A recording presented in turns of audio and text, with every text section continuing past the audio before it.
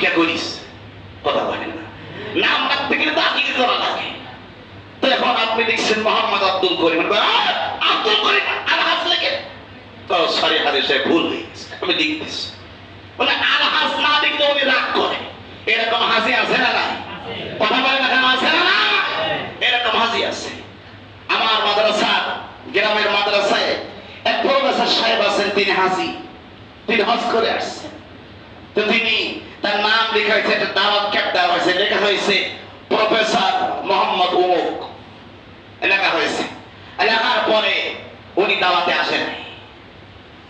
প্রশ্ন করা হলো, কি ভাই আপনি দাওয়াতে আসলেন না কেন? আপনাকে ইনভাইট করা হলো কার্ড দিয়ে। বলো আমি 3.5 লক্ষ টাকা 5 লক্ষ টাকা খরচ করে হজ করে আসছি, হুজুর আমার নামে লিখছে প্রফেসর, কেন হজ লিখতে হুজুর কষ্ট হয়েছে? কথা হয় না। আল্লাহ আমাদের হিদায়াত দান করুক, আমিন বলেন। আমাদের সমাজের মানুষ ইবাদত হবে কাকে দেখানোর জন্য? একটু জোরে বলে, কাকে দেখাবেন? কাকে? আল্লাহকে দেখানোর জন্য ইবাদত করবেন। যে ইবাদতের ভিতরে ফেরেশতারা যদি বলবেন এই আমলকে আমরা তো ভালো মনে করেছিলাম, এই আমলকে আমরা তো সুন্দর মনে করেছিলাম, পাক্কা মনে করেছিলাম, সঠিক মনে করেছিলাম, কিন্তু আপনি আল্লাহ পাক রব্বুল আলামিন এই আমলটা বুকের মধ্যে ছুঁড়ে মারলেন কেন? শুধু হাজিদেরকে নয়, কোন আরেক যদি নাম কেনার জন্য তার নামের আগে মুফতি না লিখলে, হাফেজ না লিখলে, মুহাদ্দিস না লিখতে যদি রাগ করে, সেই ব্যক্তিও জাহান্নামে যাবে, ওই আলেমও জাহান্নামে যাবে। হাসরের ময়দানে বলা হবে এই হাফেজকে ধরে জাহান্নামে নিয়ে যাও। ফেরেশতারা বলবে আল্লাহ তাআলা সে তো কোরআনের হাফেজ হয়েছে, কেন তাকে ফেলাই দিবেন?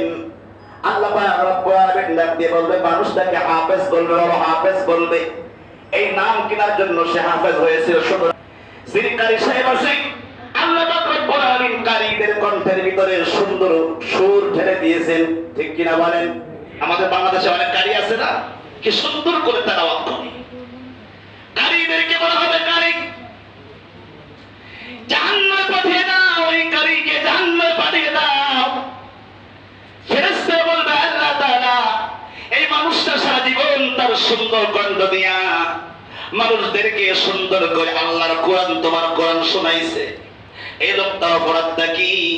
বলবে সে চাইতো মানুষ আমাকে যেন বড় কারি বলে, আমি আন্তর্জাতিক কারি, আমার সুর অনেক সুন্দর, আমাকে যেন কারি বলে।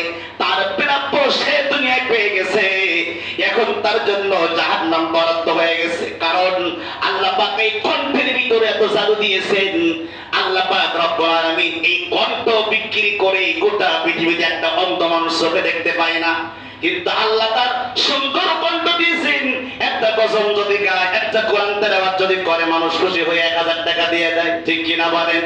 আল্লাহ রাসূল বলেছেন এই কণ্ঠের ভিতরে আল্লাহ সিহরুন বানাইছে, মানে জাদু আছে কণ্ঠের ভিতরে। আল্লাহ পাক রব্বুল আলামিনের এই কণ্ঠ কার নিয়ামত? জোরে বলেন, কার নিয়ামত?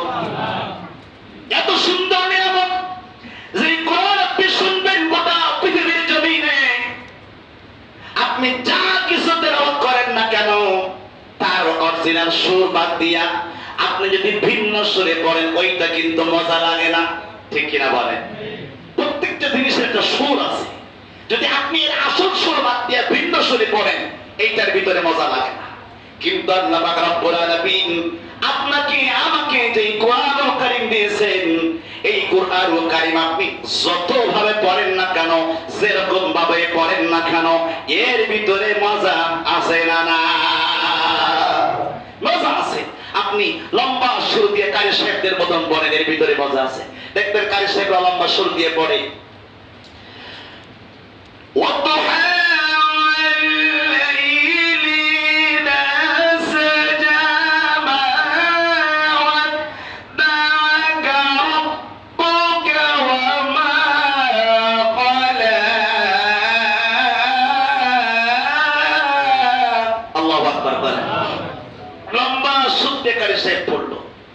আবার দেখবেন রমজান মাসে যখন ওই একই কোরআন, রমজান মাসে হাফেজ সাহেব যখন নামাজের মধ্যে তারাবি নামাজের মধ্যে পড়ে, তখন দেখবেন কারি সাহেবদের মতন করে পড়ে না, ওই একই কোরআন তার সুরটা আলাদা হয়ে যায়, পড়ার ধাঁচটা আলাদা হয়ে যায়। এটার মধ্যেও মজা পাওয়া যায়। সুবহানাল্লাহ বলেন।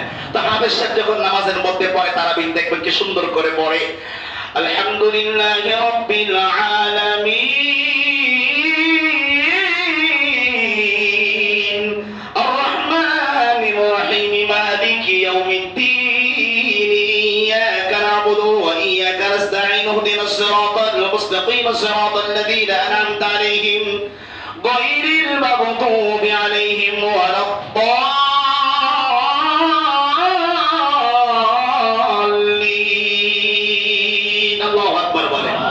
তাহলে আগের সূরের সাথে এটা কি মিলছে? মেলে নাই, সম্পূর্ণ ব্যতিক্রম। বলেন তো এই নিয়ামত কার? জোরে বলতে হবে নিয়ামত কার? এই নিয়ামত আমার আল্লাহ।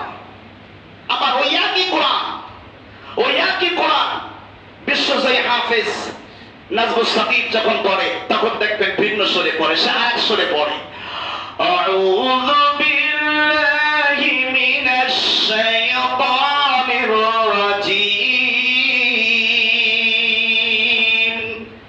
বিসমিল্লাহির রাহমানির রাহিম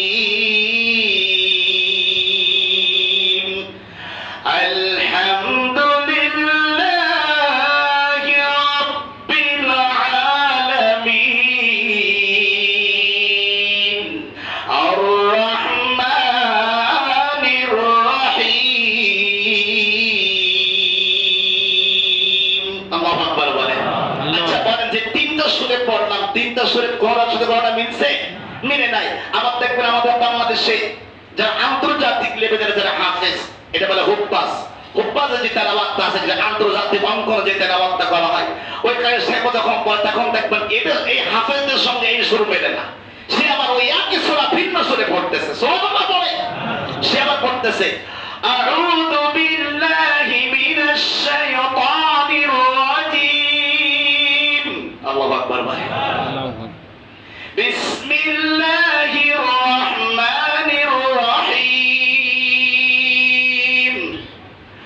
আলহামদুলিল্লাহি রাব্বিল আলামিন। আল্লাহু আকবার বলে। আচ্ছা আগের তিনটা আর এইটার সাথে কি মিলছে?